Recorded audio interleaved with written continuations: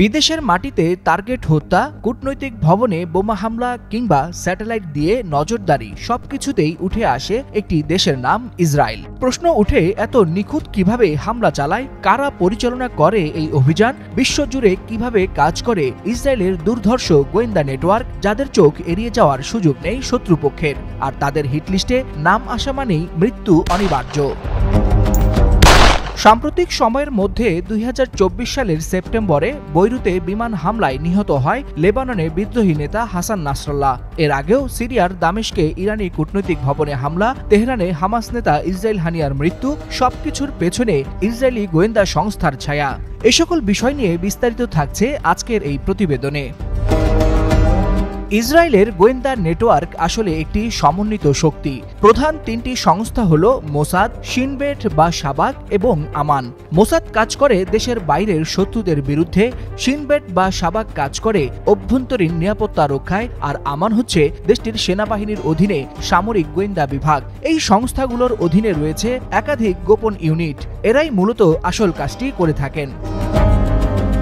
গোপন ইউনিটগুলোর অন্যতম হল ইউনিট 8200, যাকে বলা হয় ইসরায়েলের কান। বিশ্বের অন্যতম শক্তিশালী ইলেকট্রনিক ইন্টেলিজেন্স ইউনিট এটি। যোগাযোগে আড়ি পাতা থেকে শুরু করে সাইবার আক্রমণ, এমনকি তথ্য বিশ্লেষণ ও ডেটা হ্যাকিং সবই রয়েছে এর আওতায়। স্যাটেলাইট, ড্রোন ও গোয়েন্দা বিমানের মাধ্যমে শত্রুপক্ষের আকাশ, স্থল ও নৌপথের গতিবিধি পর্যবেক্ষণ করে ইউনিট 9900, যাকে বলা হয় ইসরায়েলের চোখ। ইরানের উপর নজরদারিতে এই ইউনিট সামনের সারিতে থেকেই কাজ করে যাচ্ছে। হিউম্যান সোর্স বা মানুষের মাধ্যমে তথ্য সংগ্রহ করে ইউনিট 504, যা মানব গোয়েন্দা শাখা নামেই পরিচিত। গাজা, লেবানন, এমনকি ইরানের ভেতরেও এই ইউনিটের শেকড় ছড়িয়ে আছে গভীরে। শত্রুর ভাষা, সংস্কৃতি ও পরিবেশ বোঝার জন্য এই ইউনিট বিশেষভাবে প্রশিক্ষণপ্রাপ্ত। ইরানকে মোকাবেলায় ইসরায়েলি গোয়েন্দা সংস্থার নতুন ইউনিট হল ব্রাঞ্চ 54। 2023 সালে গঠিত এই ইউনিটের কাজ ইরানের বিপ্লবী গার্ড, পারমাণবিক কেন্দ্র ও সামরিক ঘাঁটি সম্পর্কে আগাম তথ্য সংগ্রহ। ইউনিটের কমান্ডার একবার বলেছিলেন, ইরানের সঙ্গে যুদ্ধ হবে ভিন্ন মাত্রায়, তাই এর প্রস্তুতিও সবকিছুর চাইতে আলাদা। ইসরায়েলের গোয়েন্দা নেটওয়ার্ক একটি সুপরিকল্পিত যন্ত্রের মতো।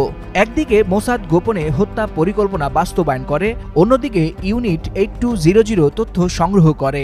ইউনিট 9900 চোখ রাখে স্যাটেলাইটে। ইউনিট 504 মানুষের ভেতরে ছড়িয়ে পড়ে শত্রুর তথ্য নিয়ে আসে। আর ব্রাঞ্চ 54 রেডি হয়ে আছে সম্ভাব্য ও চূড়ান্ত ইরান যুদ্ধের জন্য।